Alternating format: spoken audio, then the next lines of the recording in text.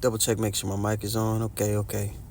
All right, Shalom. This is your brother Ywanathan. First and foremost, I want to give all praises to the Most High, Yahweh, Bahashim, Yahweh Shai, Bahashim, Rachaha Kodash. I want to give double honors to the apostles and the elders of Great Millstone. I want to say Shalom to all the brothers and, of course, the few sisters who are pursuing this truth in sincerity. May the blessing of election be upon your house. Today, we're going to go into the fact that Esau has a captivity to go into according to biblical prophecy. Okay, so who is Esau? Now you have, there are people who do wicked things, like 2/3 of our people, they do wicked things. But then you have a nation in the scriptures who are referred to as the wicked. All right, so let's prove that. We'll go to Malachi 1, because we got to prove who we're talking about, right? The burden of the word, and this is 1 and 1, Malachi 1 and 1. The burden of the word of the Lord to Israel by Malachi. I have loved you, saith the Lord. He's talking to Israelites. All right, that chosen seed line. Yet ye say, wherein hast thou loved us? Was not Esau Jacob's brother, saith the Lord? Yet I loved. Hold on, in my app right now, it's cutting it off. Let me get the old reliable. Let me get this actual sword here. My Bible app, it cuts it out. I don't know why it does that. So just give me 1 second while I pull it up here in my actual Bible. It's Malachi 1 and 1. It says, the burden of the word of the Lord to Israel by Malachi. I have loved you, saith the Lord. Yet ye say, wherein hast thou loved us? Was not Esau Jacob's brother, saith the Lord? Yet I love Jacob. And I hated Esau, and laid his mountains and his heritage waste for the dragons of the wilderness. Whereas Edom saith, we are impoverished, but we will return and build the desolate places. Now in the scriptures, it talks about Esau being, before his last rulership, it talks about him being bound. Okay? For a time period, for 1,000 years. So you talk about the Dark Ages, there was a time period where he was brought low. He was grunting in the mountains. Okay? So you get that caveman, image or depiction. That was them. Okay? But then it also talks about him being loose for a little season. So from the Renaissance period until now, this is the little season in which he has been loosed. And he's been doing what it was written for him to do. Because when the Lord returns, it's written that Esau Edom would be in power. In conjunction with many other prophecies, like the mark of the beast, like World War III, which is going to be fought completely different than every other war before it, pursuant to Isaiah 95. Like us returning unto our heritage. All these things are going to be happening within the same time. So we know, with all these clues we've been given, and who's in rulership, okay, we're stepping into that time, and this man is the wicked, these are the Israelites, these are the nations. So, you got to be able to piece these things together. Now, back here in Malachi 1 and 4, it says, whereas Edom saith, we are impoverished, but we return and build the desolate places. They were loose that little season, and they built up their kingdom, man. They built Europe back up. Even though we were empowering Europe during the Dark Ages, but they returned and they built up their kingdom. Thus saith the Lord of hosts, they shall build, but I will throw down, and they shall call them the border of wickedness, and the people against whom the Lord hath indignation forever. Now let's go to, I'm going to get this in the G&T. Let's go to 2 Thessalonians 2. And I'll just start at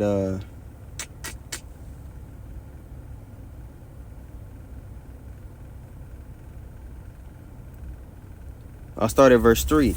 Okay, we still can, I like to I'm trying to start to really dive into the fact, structure my videos within who, when, why, where, so that there's a very thorough, I figure if you go through that kind of outline, you kind of touch all the bases on whatever topic you're going into. So right now I'm going to touch on the who. So we're going to continue to prove that there is a people that are called the wicked. Okay. And so let's go to 2 Thessalonians 2 and 3. And this is in the GNT.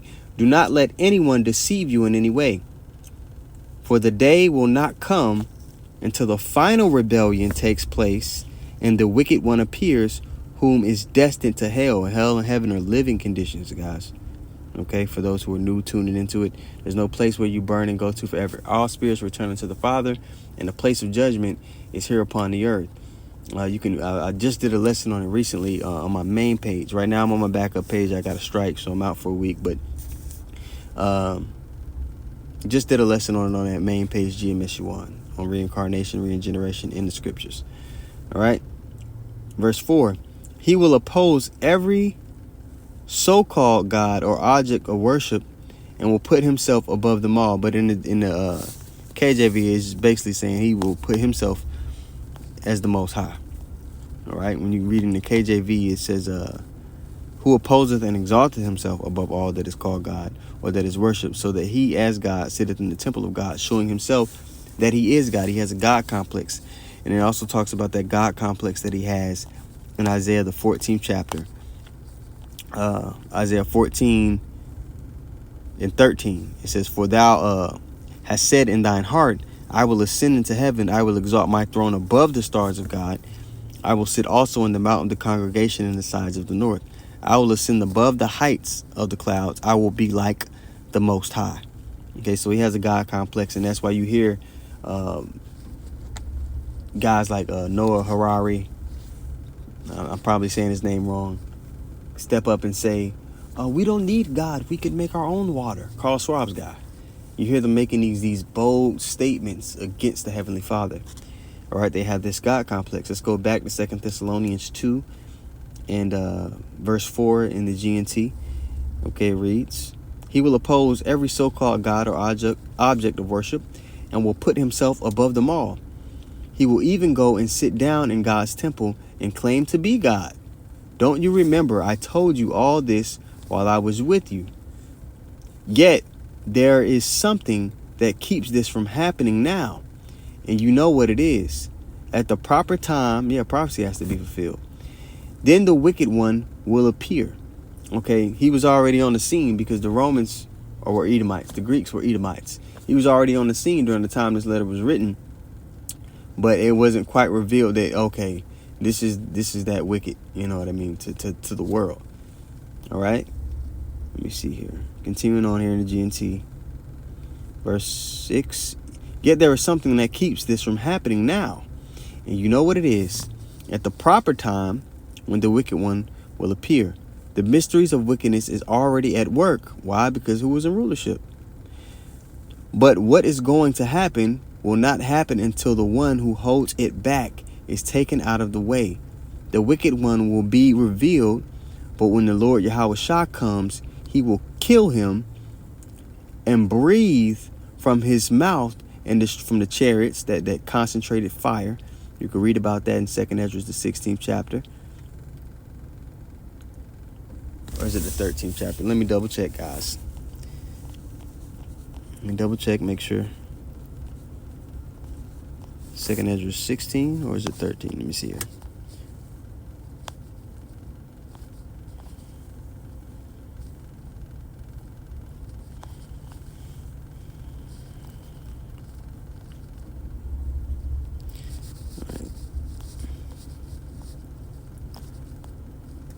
Yeah, first is 2nd Ezra the 13th chapter, Salakia.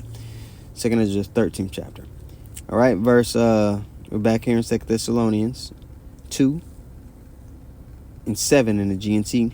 The mysteries of wickedness is already at work, but what is going to happen will not happen until the one who holds it back is taken out of the way. Then the wicked one will be revealed, but when the Lord Yahushua comes, he will kill him and breathe from his mouth and destroy him with his dazzling presence. Verse 9, the point. The wicked one will come with the power of Satan and perform all kinds of false miracles and wonders.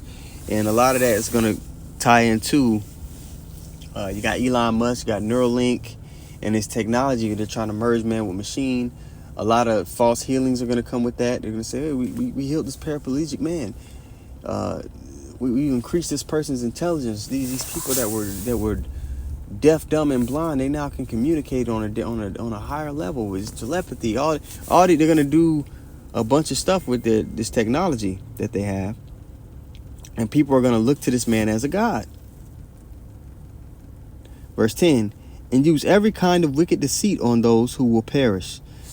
They will perish because they did not welcome and love the truth so as to be saved. All right, people are going to look to him as their God. So the wicked in the scriptures is this man that is in rulership, trying to set himself up as the Most High.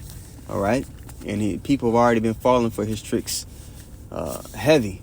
Okay, just 4 years ago, when the plan,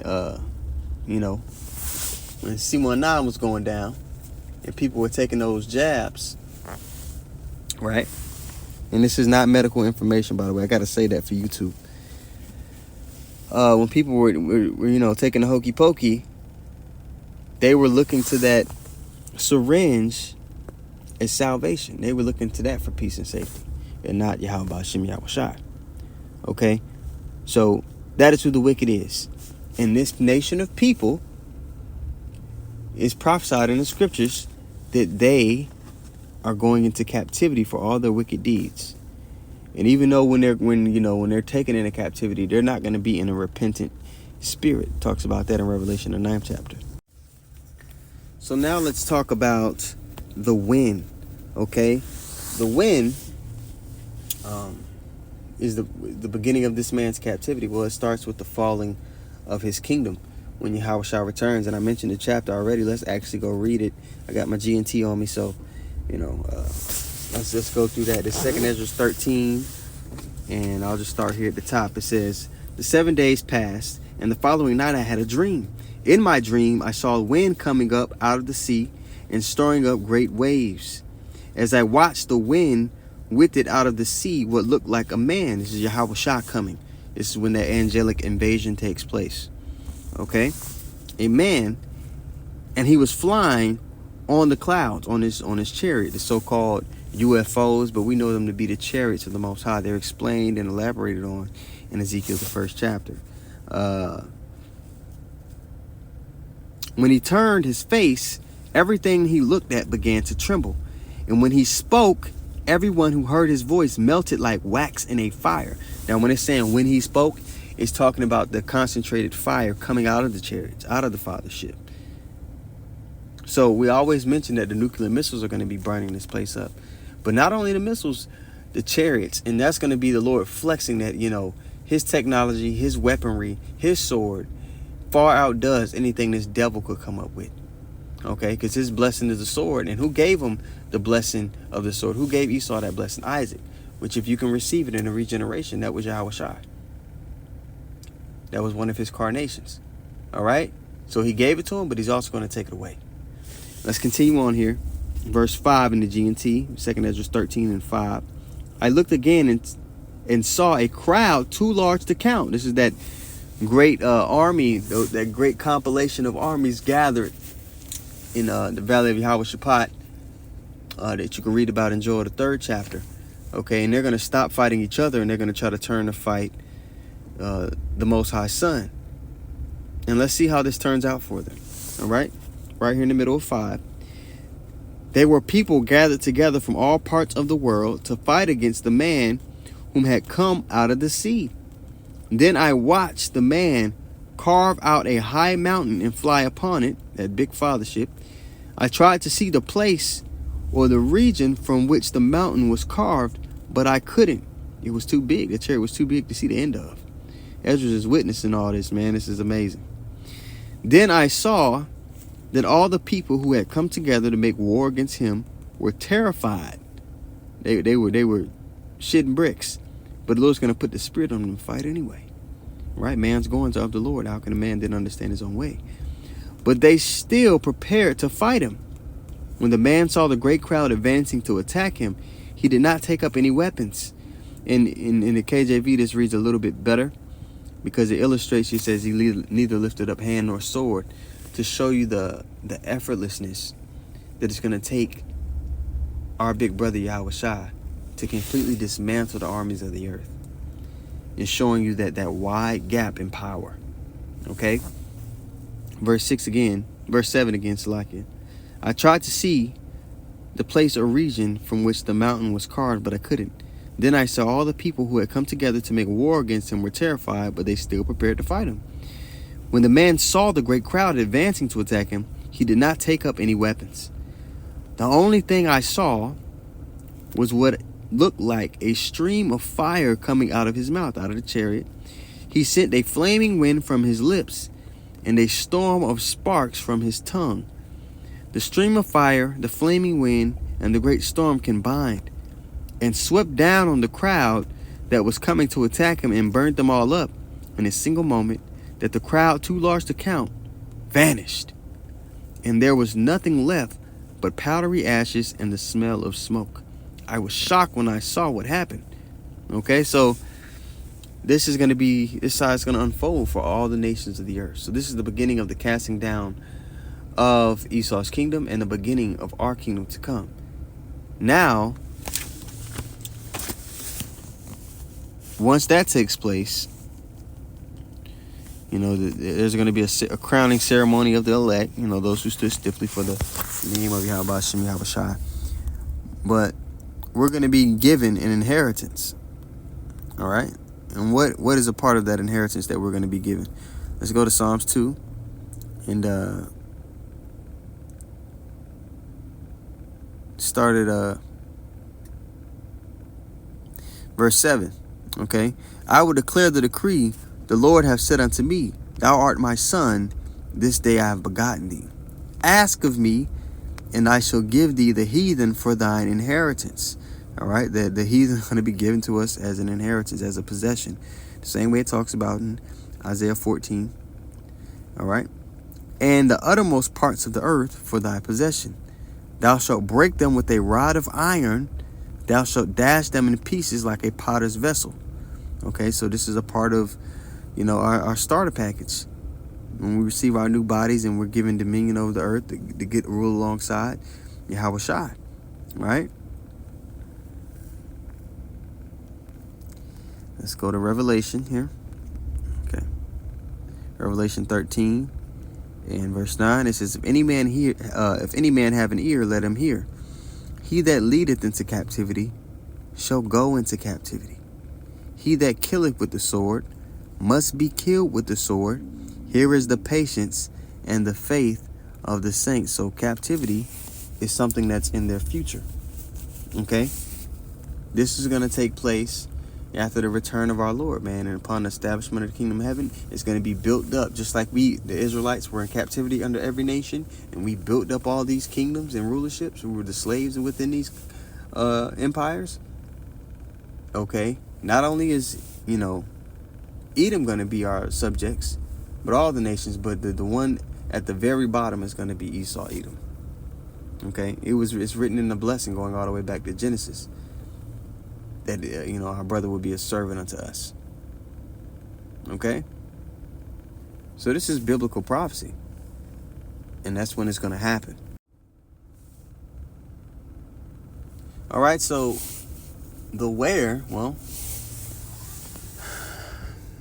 of course in Israel's going to be built back up, but all over the earth, okay, and abroad.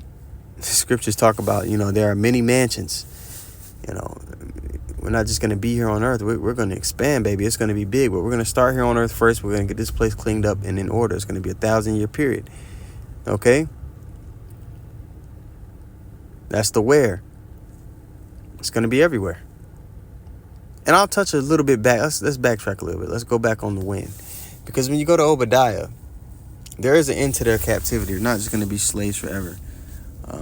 They're not going to be under that harsh bondage forever. When you go to Obadiah, the Lord is going to give them mercy at the end of it all. A mercy killing.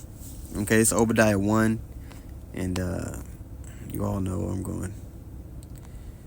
And 18. Actually, let me check out how this reads in the GMT, man. Let's check out how it reads. GMT. Let's go to the book of Obadiah, that one chapter that's addressed to the nation of Edom. Okay. Let's check it out in the GNT here.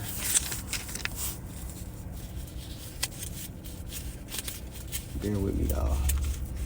Let's see. Man.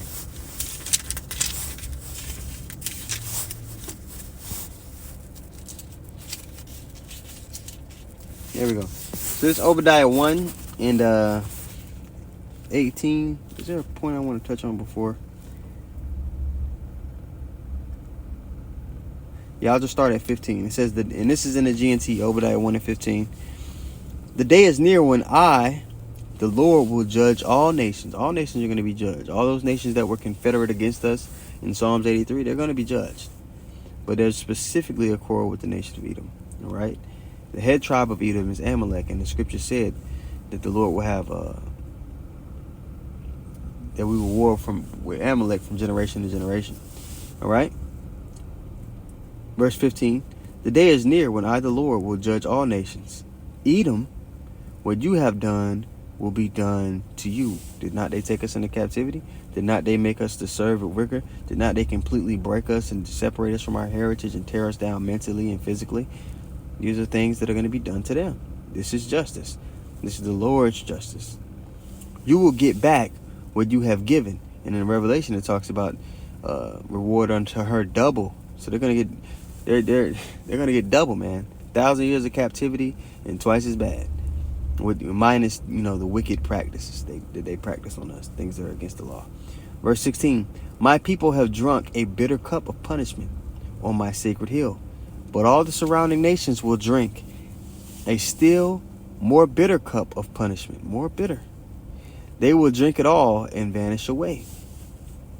All the other nations are going to continue on, but specifically Edom, after they serve their captivity, as we'll read, they're going to be cut out of the earth. Now, what the Lord will do with their spirits afterwards, if he wants to put it inside of another nation, who knows?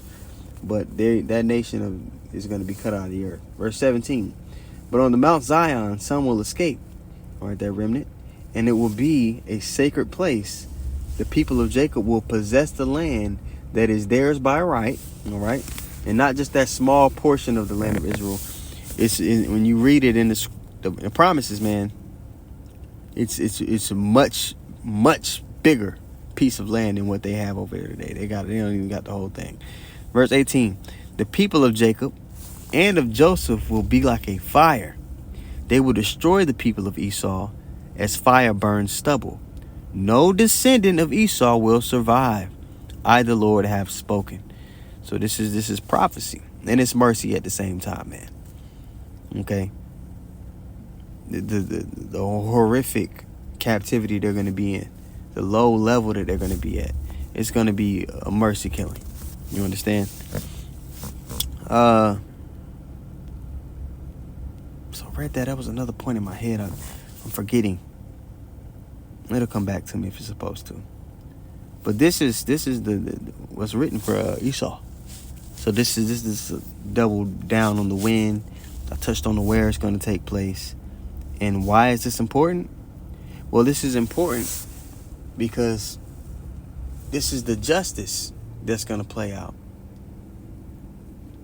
Because as things get bad here during Jacob's trouble, to somebody that's not in the know, it's going to seem like there's no escape. It's going to seem like things could never get to a place to where our people have rest. But those who are oppressing us and that seek to get rid of us, we win. It's going to look like they're winning for a while. But understand that we win. It's written for us. That we're going to get justice. We're going to be recompensed for all the evils that were done to us and our people. Okay, this is a part of the gospel. This is a part of the good news.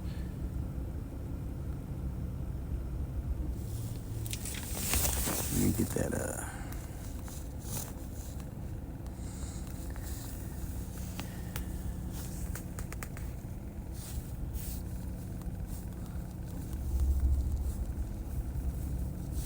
That's Psalms 149. And we'll start at verse 5. Actually, let me get into GNT, man. This thing is bad. Psalms 149:5, huh?